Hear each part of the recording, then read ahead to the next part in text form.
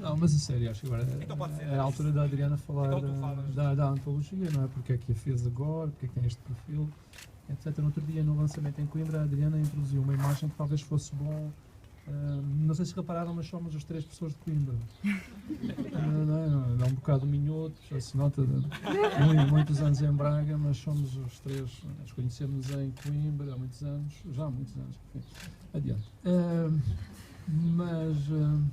A Adriana, no outro dia, no lançamento em Coimbra, introduziu uma imagem que acho que é muito feliz para uma antologia aproximada do mundo da música, que é a imagem do alinhamento de um concerto, não é?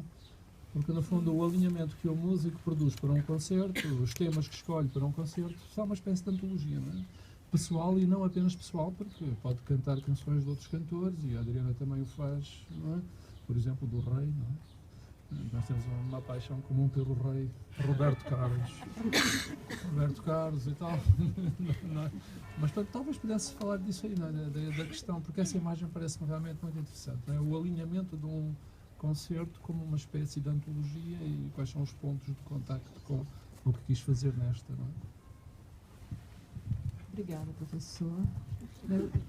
Meu chefe, tem o camarim dele colado ao meu na Universidade de Coimbra. Sem ele nada disso seria possível. Então preciso agradecê-lo e agradecer à Universidade de Coimbra por esse convite incrível de passar um semestre letivo aqui.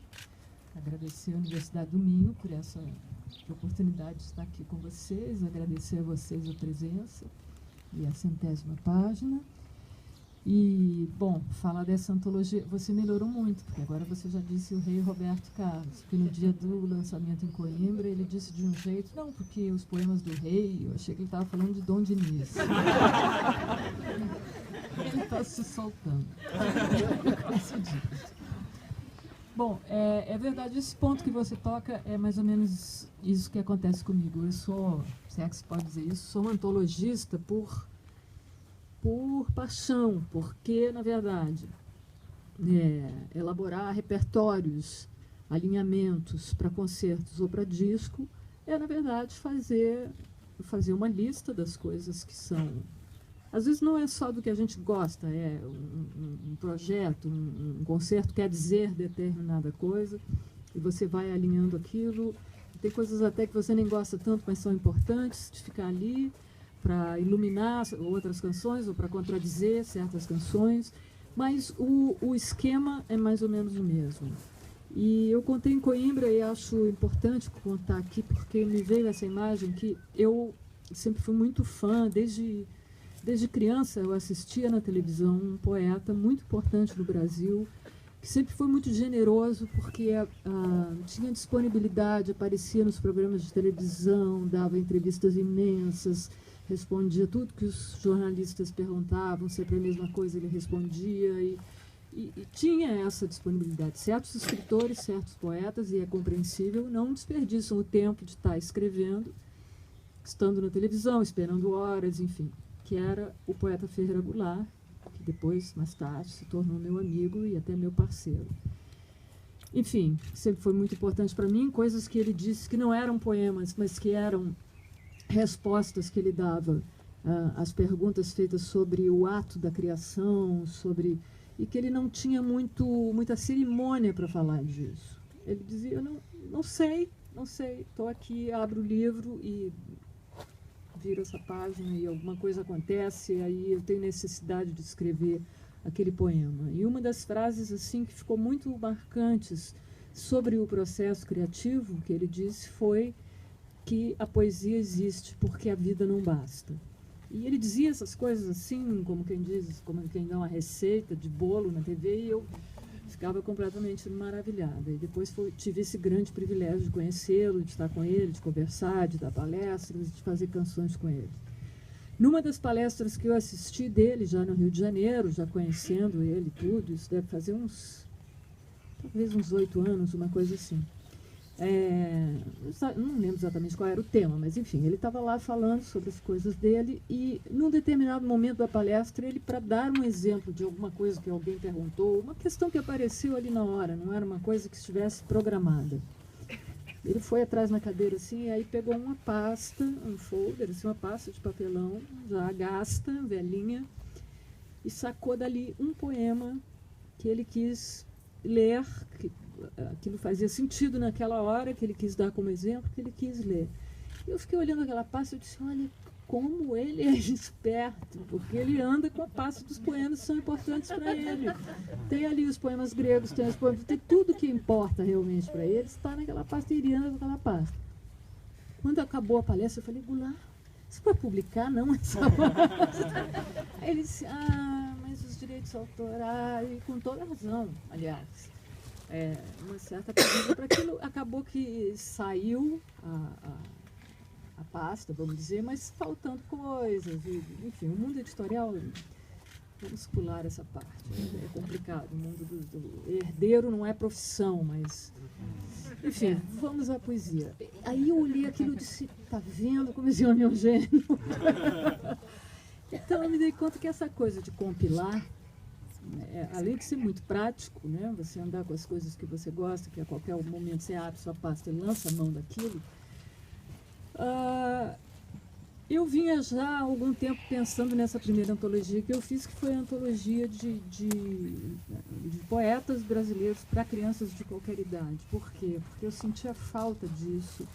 Eu tenho uma mania, não sei porquê, toda vez que eu entro numa livraria, eu começo pela parte infantil. Aqui não foi o caso, até porque não se começa pela parte infantil, mas em geral eu começo pela parte infantil, olho tudo que tem, tudo.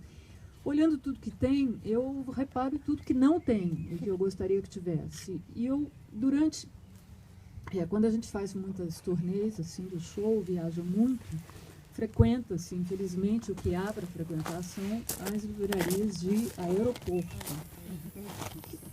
Que não dá nem para chamar de livraria, tá? Obrigada. Tem que falar mais alto? Você quer que eu levante? Não. Bom, nas livrarias de aeroporto, eu viajo há muitos anos. Eu pude reparar que o nível só foi caindo, a ponto de eu chegar um dia numa livraria dentro do Brasil, no Nordeste, não sei onde, no Sul, no interior de São Paulo, não sei. Entrei na livraria e falei, por favor, onde fica a literatura brasileira? E a moça disse assim, oi? Então, imagine a sessão infantil. Então eu comecei a achar que era importante que existisse e que já que não existia, alguém tinha que fazer e talvez eu pudesse ser essa pessoa. Então eu escolhi os grandes poetas brasileiros porque acho também que quanto mais cedo se entra em contato com a poesia, com a métrica de cada poeta, com a melodia de cada poeta, com o universo de cada poeta, quanto antes se entra em contato com isso, melhor. Menos se esquece, a gente esquece muitas coisas, esses poemas que a gente aprende na infância não se esquece, mesmo que você não retenha tudo aquilo que está acontecendo naquele poema, ele é seu, ele fica com você e ele servirá mais tarde, como muitos livros que a gente lê, muitos filmes a que a gente assiste e não entende nem a metade, ele tem que assistir muitas vezes, ou pelo menos mais uma vez ou duas vezes, mas aquilo ali está de alguma maneira ali. E alguns dos poetas que usam formas fixas, mais ainda, porque a gente decora de forma rítmica e aquilo nunca vai embora. Então você fica com João Cabral de Melo Neto no ouvido, Vinícius de Moraes no ouvido, Manuel Bandeira no ouvido e assim vai. Então eu fiz uma escolha de grandes poetas, mesmo aqueles que não escreveram especificamente para crianças, alguns poemas não são escritos para crianças, mas são poemas que se comunicam com as crianças. Assim, eu me coloquei nesse lugar de sendo criança, ter coisas que eu achava completamente que estava sendo subestimada, que, enfim, todo mundo acho que já teve um pouco essa sensação. Eu, depois que li um livro infantil da Clarice Lispector, nunca mais consegui ler historinhas que dissessem era uma vez lá no outro mundo, porque esse livro dela, o primeiro que eu li, dizia... chamava A Mulher que Matou os Peixes. Aí você abre o livro e diz assim, a mulher que matou os peixes, infelizmente, sou eu. Aí depois disso, você não quer ler, mas era uma vez. Então, baseada nesse tipo de coisa, eu resolvi armar a antologia ilustrada para crianças de qualquer idade, porque eu achava, eu estava querendo me sentir útil, eu tenho esse temperamento, assim, de estar fazendo falta esse livro, eu sinto que está fazendo falta. não vejo o menor movimento de que ele vai existir, fiz. E fiz por essa, talvez, facilidade, tanto de ofício quanto de temperamento, que é compilar uma coisa para uma coisa só. É como fazer um repertório, é como fazer um álbum, é como fazer um alinhamento para um concerto.